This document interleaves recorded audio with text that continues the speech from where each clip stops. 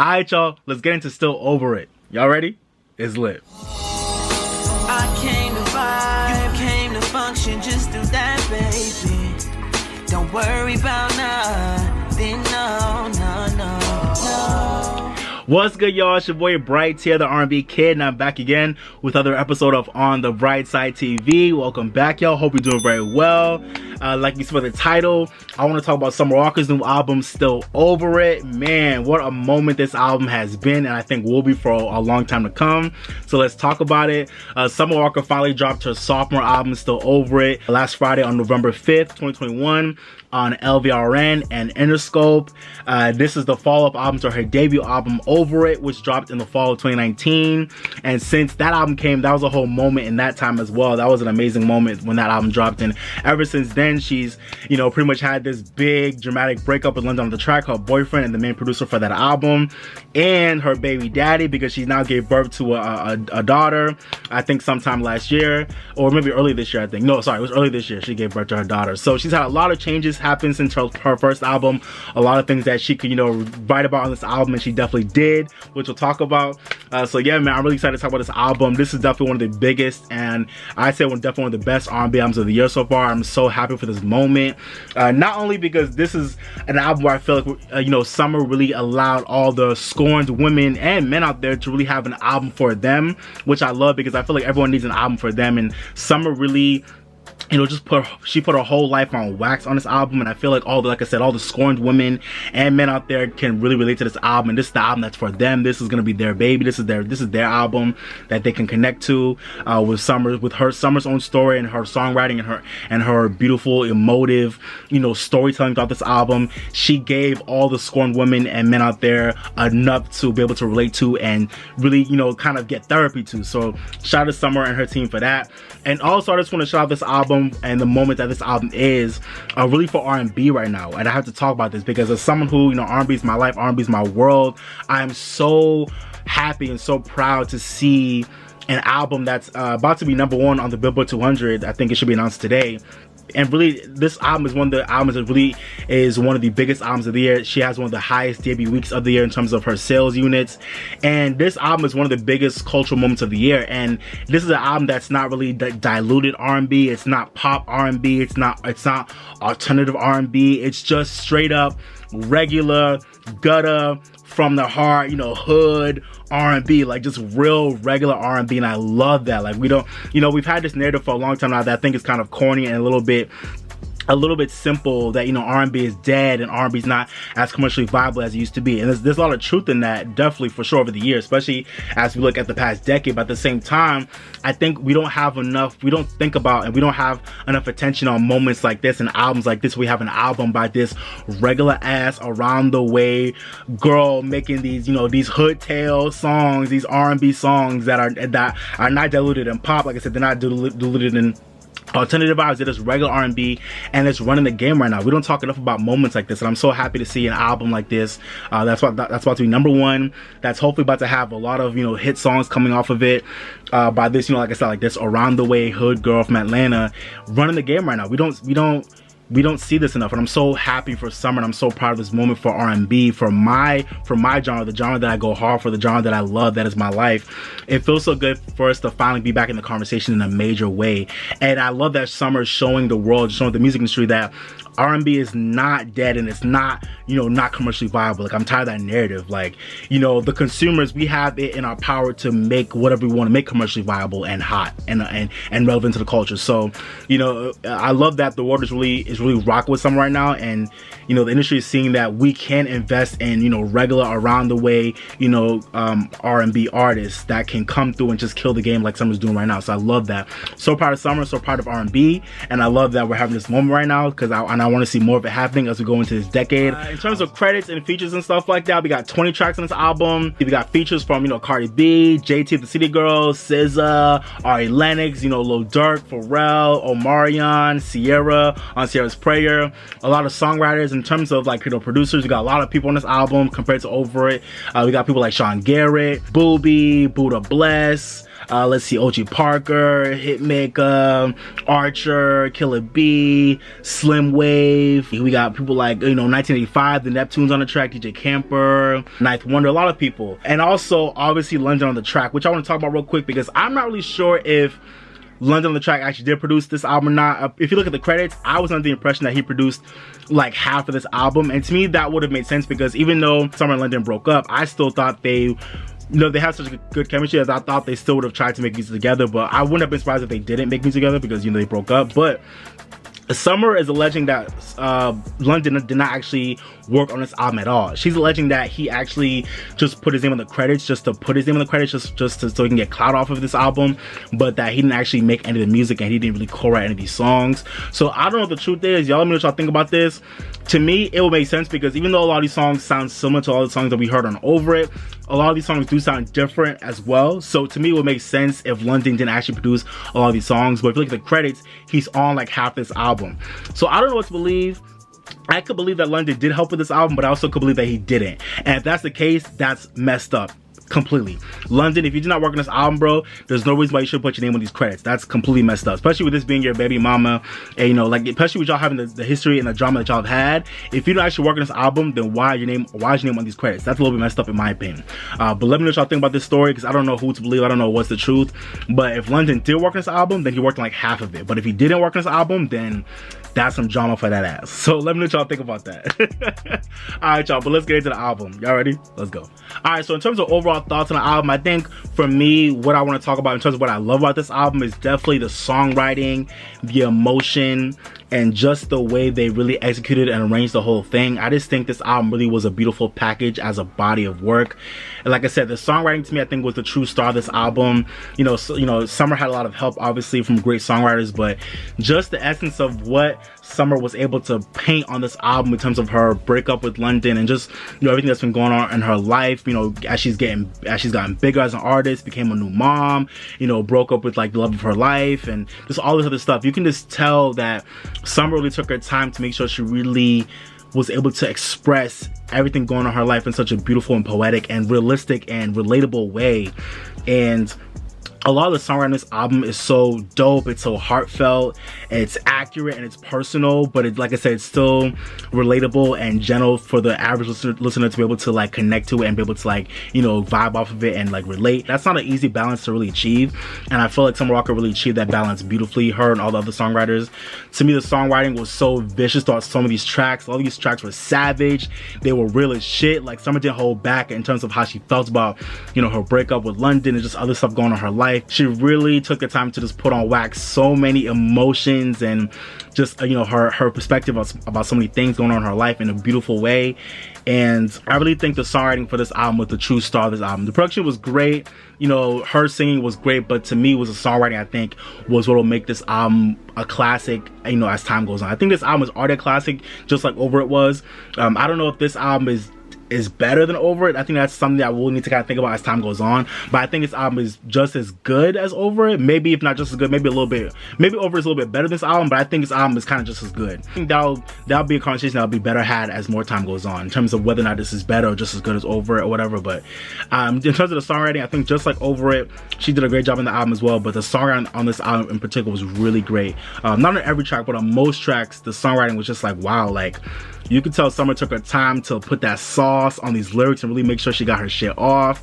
And I think it paid off well in the end because so many of these tracks, I think a lot of people I've been able to really just relate to these tracks and stand them because, you don't really have often a lot of R&B artists, like they'll really write general R&B songs, but they won't really write songs that you could tell like they really like was telling you how they feel, like for real, not making a cute R&B song, not making a hit, but making a song that they just telling you about their life and it's some real shit and you can relate, especially not from an artist that's like mainstream as Summer. You don't really get that a lot. So I really appreciate Summer just going in on this album, songwriting wise. When you think about tracks like Bitter, Throw It Away, You Don't Know Me, Insane, Switch a Nigga Out, like she didn't hold back on that one. Broken Promises and Fourth Baby Mama. Fourth Baby Mama in particular, man, the way Summer went in on Fourth Baby Mama, She didn't hold back. Yo, London on the track. My God, what have you done, bro? Like, what did you do? Yo, I feel sorry for London, but then I don't, because, you know, everyone makes their own bed. But damn, London on the track, what did you do to our girl, Summer Walker, man? I mean, at the end of the day, there's 3 sides to every story. There's her side, there's his side, and then there's the truth. But damn, like, London, at least from Summer's perspective, I'm just like, damn, London, you really ain't shit, bro. Like, but then again, we don't know their life. That's their business. But damn, like, you know, Summer just exposed so many things about their personal life, and in a way that wasn't like salacious and it wasn't like messy. It was like, it was real. And that's what I think is so beautiful about this album, is that, like, by the time I finished this album, I didn't feel like I was like, oh, I was like, damn, like, Summer, like, you told us too much, or like, that was too much. Like, no, I was like, wow, this is really impressive that, like, she's able to beautifully, like, you know, paint her life in this way where I feel like I know what's been going on with you, and I can understand the drama, and I empathize with it, but I don't feel like, it doesn't feel like an episode of a messy ass reality TV show. It doesn't feel like that. It feels like a woman just being honest about how she feels, and just beautifully using music to express her feelings. And it just, Summer just really did it in a great way. And all the songwriters and producers definitely helped out as well, in terms of just really creating this really beautiful story for this album. And I also saw the Instagram post where Summer kind of like showed us a track listing, and then she had like the dates associated with like every song. And apparently this album is like following like a story from like, you know, like late 2019 to like, you know, around this time this year. Like, so she's really been documenting stuff that's been going on in her life throughout this, you know, throughout this album in a really beautiful way. And it really is like a story that's been painted, and I'm really impressed with how she did it. I also want to give a highlight to the vocals and the emotion that Summer had throughout this album. I really I was impressed by it. Like, listen, y'all, don't get me started on the beautiful ass harmonies throughout this album. Like, I don't know if Summer was singing as good as she was on this album as she did on Over It. I can't remember, but I want to say Summer's definitely evolved and grew vocally, in terms of just like, you know, placements, you know, melodies, harmonies. Like, she really has evolved and gotten better in that department. And y'all, the harmonies throughout this album, I just had me melting throughout the whole album. Like almost every track, I was just like, oh, I was like, Summer, like, yes, I was like, sing, like, the harmonies and like her beautiful ass tone. Like, Summer Walker has a really special tone that, like, even though she be saying some bird and stupid shit sometimes, you know, Summer Walker has said some stupid shit, and we all be like, all right, Summer, what, like, we over it. But at the same time, god damn, her voice and this music, it's just like, you can't deny it. Like, her tone is so beautiful, it's so airy, it's so, like, her tone is very simple, but it just has this, like, this texture to it that is just so, it makes you like melt when you listen to it. And then when you add multiple harmonies in a single track, like she does on like all these tracks here, it's a whole world of sound that's just beautiful. And I feel like it adds to the heightened emotion that you feel from listening to the story that she's telling on the track. It's just, you know, the layers of vocals, the perfect harmonies, the amazing melodies, and just her soft delivery, but sometimes like hard delivery at the same time. It's a beautiful combination. It's a beautiful like method. Like, I just love the way she attacks these tracks vocally. Her tone is great. The harmonies are amazing. Listen, y'all, the harmonies of this whole album, don't get me started. It was brilliant and it was amazing. And to me, I feel like it just really, it made me so proud of the foundation she's laying for the next generation of R&B kids that I'm gonna come up and really learn what music is about. Because a lot of these things, I feel like we're having artists that are making bops, making hits, making good music, but they're not really putting enough attention into really, you know, making the harmonies dope, and really, you know, stacking and just really, you know, think about their placements and their vocal placements and their vocal choices and stuff like that. And I feel like Summer, you could tell she was really being intentional about how she really laid this album out vocally, and I feel like it made the album even better for that. So shout out to Summer and her team, and shout out to all the, you know, Sean Garrett, all the other vocal producers that helped with this album.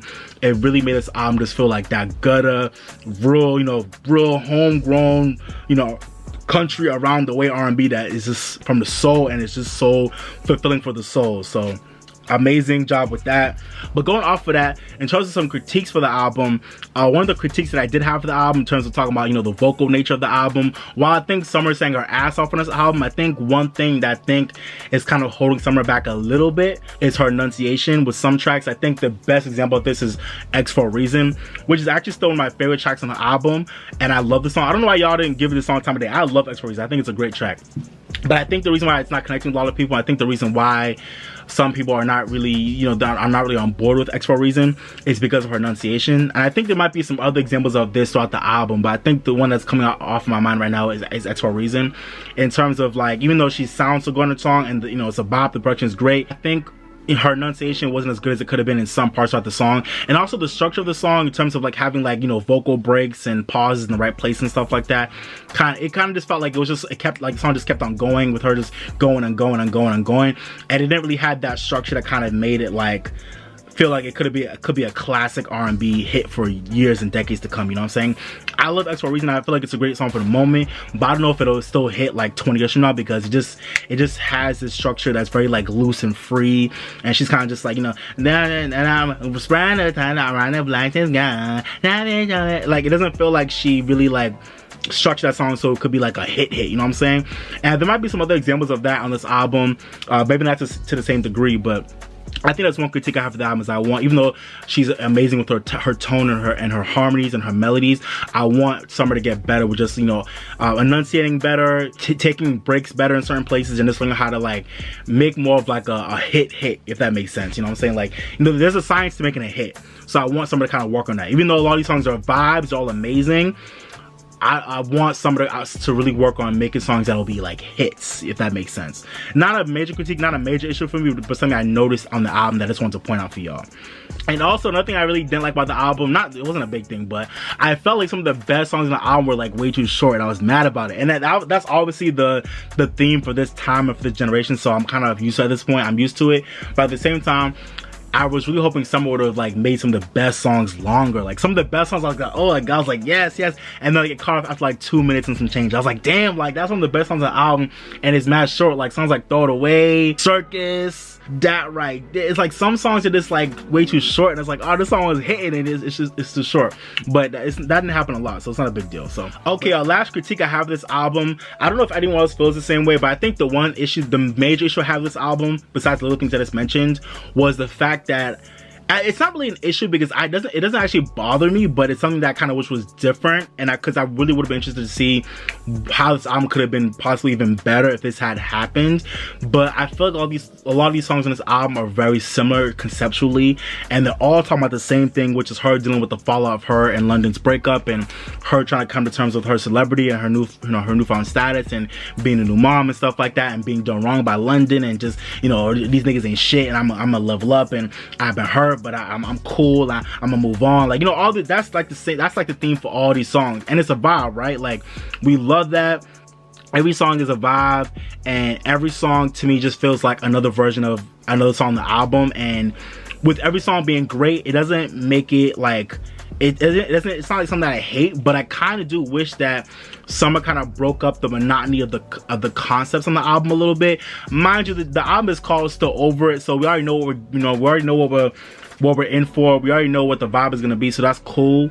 But even with this album being like a very much like a good breakup album, talk about her still being over it, I kind of do wish that she just gave us some other concepts and ideas and vibes on the album, just to kind of break up the monotony a little bit. It doesn't feel like it's a chore to get through the repetitiveness of what each song is talking about, because every song, you know, is made so well, if that makes sense.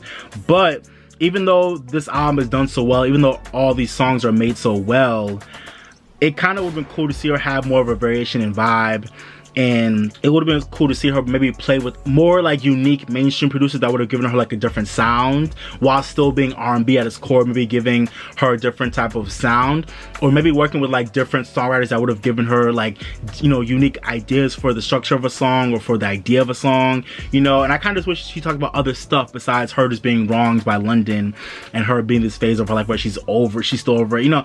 That's the theme of the album. That's cool. I wanted that to be the majority of the album, but I kind of wish she just played on with like having different types of concepts and different types of arrangements and different types of vibes on the album, if that makes sense. Like, you know, for example, a song like That Right There, I think to me is one of my favorite songs on the album, and to me was a highlight because it kind of brought the album a little bit. Every song is kind of like, you know, mid-tempo and mellow and chill, and it's a vibe and it's amazing. But I kind of wish she had more songs like That Right There, in terms of just like having like more tempos, or just having, you know, more tracks that were like more experimental, or like, you know, not alternative, but just more experimental and different for her. I kind of wish wish she played around with like, you know, a different type of vibe on like maybe 2 or 3 more tracks on the album. Like, so for some of my least favorite tracks on the album, I wish I replaced them with like more up tempos, more experimental tracks to kind of made the album more of a sonic and conceptual journey, if that makes sense. Does that make sense? Like, I really wish she had more variation to kind of make this album more of a journey. Like, have like, you know, 1 or 2 more up tempos where you can still talk about being hurt or whatever, but you know, it's different. And then have like 1 or 2 like, you know, experimental tracks that kind of sound different for Summer Walker, but they still sound rooted in her artistry, but also show her growth and her evolution as an artist. You know, that I was looking for that on this album, and I don't think I really got that. But at the end of the day, that doesn't bother me that much because this album is still amazing from head to toe. It's still an amazing project. But I was wishing that, you know, on other places on this album, we would have had more tracks like that right there. Like, you know, just something different to kind of, you know, bring more of a variation into the mix to make it more of a memorable album. Does that make sense? But overall, not a big deal. Just something I want to mention for y'all. And also, speaking of that right there, I kind of wish it was in a different place in the album. I feel like it was kind of weird right between Toxic and Screwing, but it is what it is. So yeah, so that's just my one critique. That's my one like major critique I have for the album, but not a big deal. Hopefully on future projects, Summer will play around with more with like, you know, more experimental tracks, more experimental ideas and concepts and just vibes. But you know, for now, still a great project from head to toe. Still a great project. Alright, now let me just talk about some of the tracks real quick. Let me go through this album real quick, track by track. The album starts off with a track Bitter, which is narrated by Cardi B. I really, not my favorite track on the album, but I appreciated Cardi B's outro on the track, just talking about, you know, Summer, you know, putting her feelings on wax on the album and using her album as the medium to get her feelings out and not worrying about these bum bitches out here who are talking shit about you and your man and your situation, and using this album to, you know, to get your shit off and get paid off of what's going on in your life. I love that message. Amen. Shout out Cardi B. She does the same thing with her music, you know what I'm saying? And then we go to the track X for Reason, first thing off the album featuring JT. I love this track. It's one of the few up-tempos on the album. I don't know why y'all don't like this song. I love this song. I love the production by Sean Garrett and other people. I love the vibe of it. Like I said before, I just kind of wish she did better with like enunciating more on the track and like kind of making the structure more organized in terms of her vocals and her lyrics. But I love the vibe of the track. I love the production. It's a bop to me. I love the video. I love this whole song. I really do. Great melody. And this is gonna be an anthem for all ladies out there, you know what I'm saying? No Love with SZA is next. This is obviously a fan favorite. I like this song a lot. I love how her and SZA sound on the track together. This song is one of the more savage tracks on the album. Talk about just no love. Just listen. At this point, I don't care about your love. I don't want no love from you. Just give me a credit card, give me your checks, give me all that, give me your toys, but I don't want no love from you. Just sex and drugs, and that's it. Like, and I'm like, okay. Honestly, when you get to that mode, I imagine a lot of people get to that mode, and it is what it is. Like, you put me through enough shit. I don't want no love from you. Just give me your money, give me your sex, and give me your vibes, but I don't want no love from you. That's it. Just give me all that, and I don't want no love. So I respect that. A really great track a lot of people can relate to. I feel it. I love it. And next up, we got Throw It Away, one of my favorite tracks on the album. I love this track, Throw It Away. I love the guitar in it. Dun, dun, dun, dun, dun, dun. Dun, dun, dun, dun, dun, dun, dun. I love Throw It Away. One of my favorite tracks on the album. Other production is too short though. Such a vibe though. I love what it's talking about. Like, how could you throw away all this love? How could you throw away everything we had? Like, classic R&B vibes. I love this song. Definitely a highlight. Next up, we got Reciprocate. Cool track, not my favorite, but a cool track about just, you know, Summer wanting her man to reciprocate and give love back with all that she's giving in the relationship. So a lot of women can relate to this as well. A lot of men can relate to this. So I feel like they're in a relationship with someone that's not reciprocating. Universal message that is beautifully written, and I love how Summer arranged it. Cool track. Next up, to me, we got one of my favorite tracks on the album, You Don't Know Me. Such a emotional and vulnerable highlight. We're just Summer talking about, you know, being in a relationship with somebody where y'all traveling together, y'all living your lives together, but this person don't really know you like that, like you thought they did. You know, with all the shit that they pulling, you don't really know me like that. And it's like, yo, like, how we in this whole relationship, how we, you know, living our lives together, how we, you know, growing together, but yet you don't really know me like I thought you did. Like, that's messed up. So I love this track. I love how emotive and vulnerable she was in the song. I love the, how like it's like it kind of has like this like ballad vibe to it. So soft. It's like late night chill, moody vibe. Great aesthetic to fit the message of the song. Next up, we got Circus, one of my other favorite tracks off this album. To me, definitely one of the standouts. I love this song. The production is great. I love the way the songs are arranged. I love the theme of talking about, like, you know, circus, you know, being a relationship where things are a circus. And I love how she actually had, like, you know, circus themes throughout the lyrics, like talking about animals and, you know, being in a circus. I loved how she talked about that, and like it was like a metaphor for being in a relationship. I love this song lyrically. The arrangement was great. I love the production on it. I just love this song. To me, it's one of the highlights of the album. It's a song that I could just hear again and again and again and not get tired of it. It's just a whole bop to me. I love Circus. Next up is Insane. One also my favorite tracks off this album. This song is haunting. It's a vibe. It's, you know, it's her on her Mary J. Blige energy, and I love it. She's like, God help me, God bless me, I think I'm insane. I'm like, go ahead, Summer, talk about how insane you are. This man make you crazy with all his bullshit. I feel you, you know what I'm saying? So Summer got her shit off on Insane, just talking about, you know, just being in her head and being over because of what was going on in her life, and I get that. We all can relate to that. Great track, definitely a highlight, a haunting, dope R&B record, just a whole vibe. I love Insane. And then we got Constant Bullshit, which I feel like is a fan favorite so far, and I definitely get why. I love the theme of it. A lot of women can relate to, you know, feeling like they're in a relationship where they're dealing with constant bullshit from their dude, or you know, or men who, you know, who feel like they're in a relationship with constant bullshit from their girl. Like, it is what it is. Like, so a lot of people can relate to Constant Bullshit. To me, it wasn't a highlight, but I like it for sure, and I definitely saw why people like it a lot. It's it's well written. I like the way they arranged it. You know, obviously the title is great, and I like the production. The production kind of has this like rattling, like synth to it that is really different and stands out on the album. So it's a cool track. And then we got Switching Nigga Out, where she's talking about being with a dude where it's London, where usually she can switch niggas out easily, but with this one man, for some reason she can't really get into that bag, and she can't really do that because this man just has this power over her. And I feel like a lot of people can relate to having that one person where you usually can, like, you know, you can throw people out your roster in and out and it's not a big deal, but for that one person, for some reason you can't just switch them out easily like you always could with everybody else. A lot of people can relate to that. I definitely understand it, and I like how she wrote this track out. Really cool track. Not one of my favorites, but really cool track that I feel like was definitely necessary for the album because it made sense in terms of the story of the album. So cool track. And then next up we got Unloyal with Ari Lennox, one of my favorite tracks on the album. I love this late night smooth, like kind of Quiet Storm vibe that Summer was on. I don't really feel like we hear Summer on these types of tracks a lot, so I love this like Quiet Storm vibe that Summer and Ari gave us. Ari is obviously perfect for a track like this, and she killed it.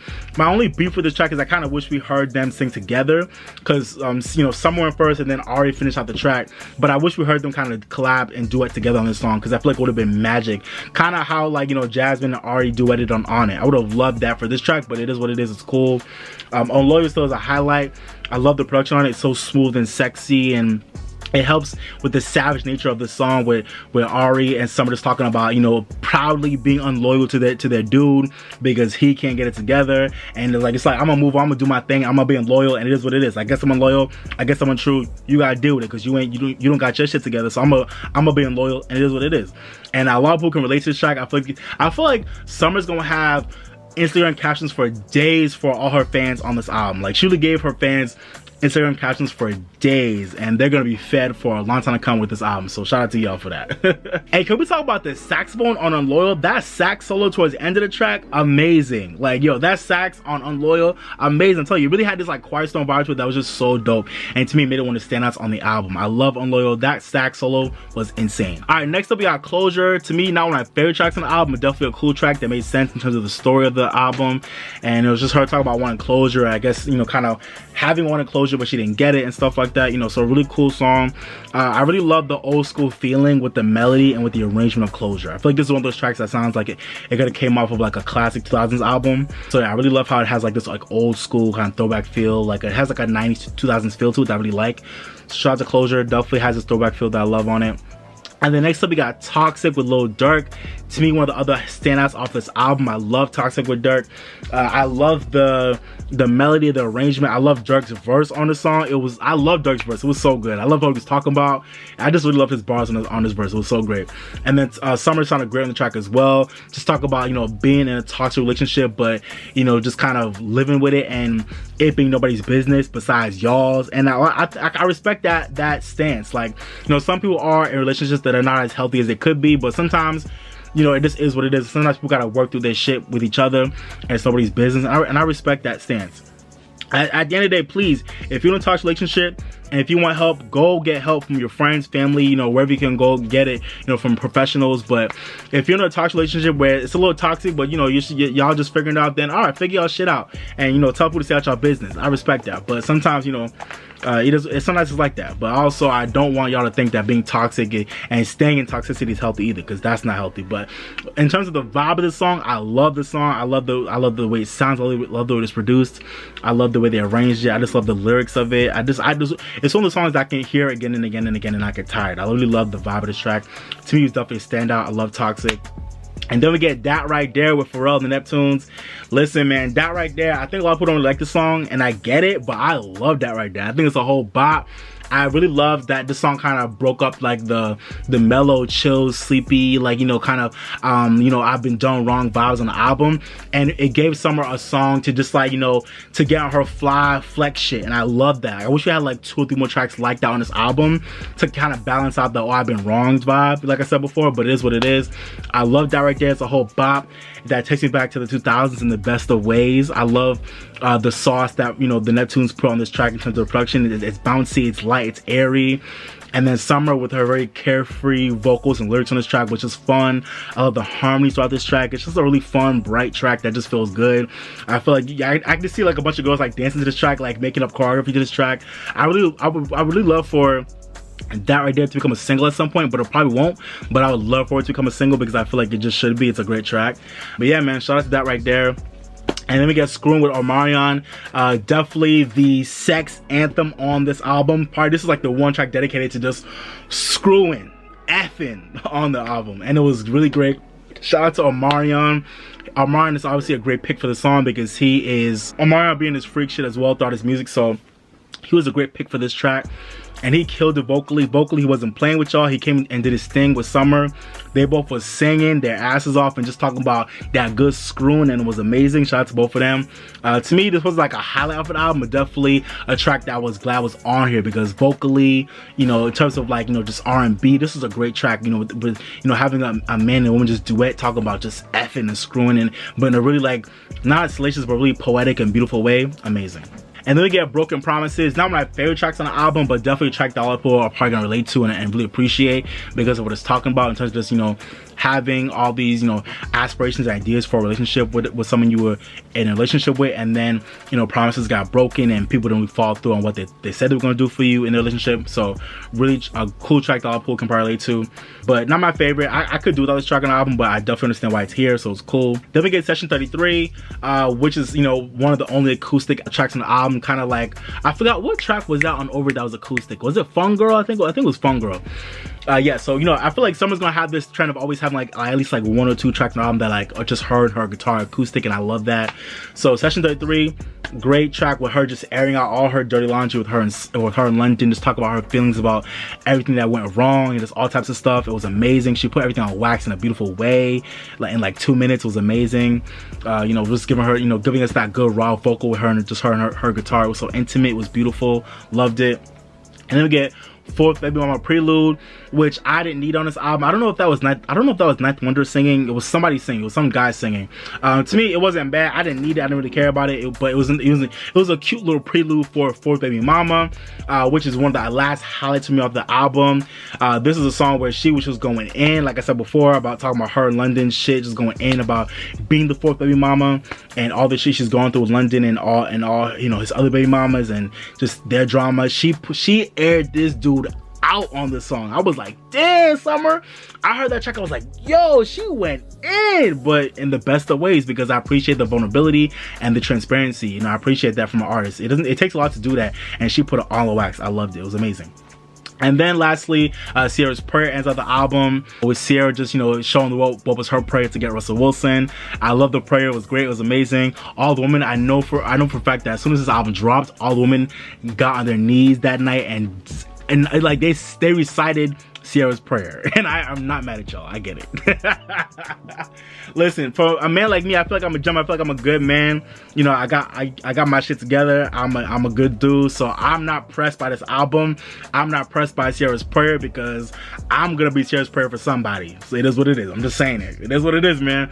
So I can appreciate the song, and I'm not phased. I'm not pressed by it. So, and shout out to all my guys out there that are not pressed by this album because they got their shit together, and they're gonna be Sierra's prayer for somebody one day. So shout out to y'all too.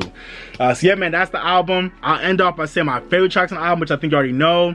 The only tracks I didn't like on the album were Broken Promises and the Fourth Baby Mama Prelude. But besides that, I loved every track on this album.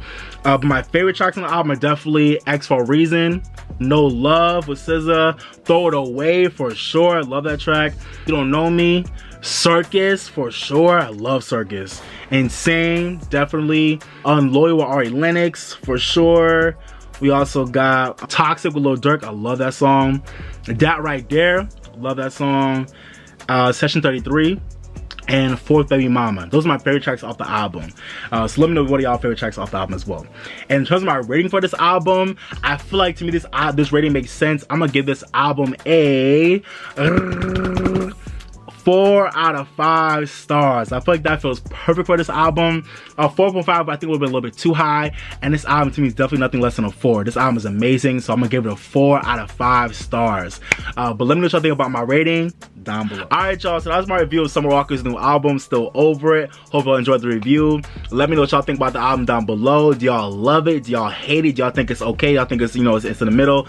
Let me know what y'all think about the album down below. Let me know what are your favorite tracks, your least favorite tracks. Let me know if you wanted, like, you know, different features, or if you want her to do something different with the album. Let me know down below, okay? Appreciate y'all. And if you haven't already, don't forget to like, share, and subscribe, okay? Thank you.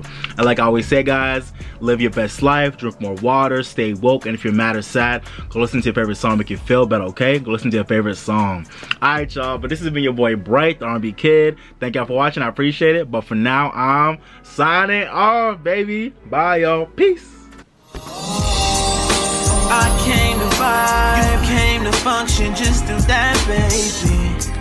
Don't worry about nothing, no, no, no, no. I came to vibe, you came to function, just do that, baby. Don't worry about nothing, no, no, no. Relax just a little bit. You don't gotta worry, you can just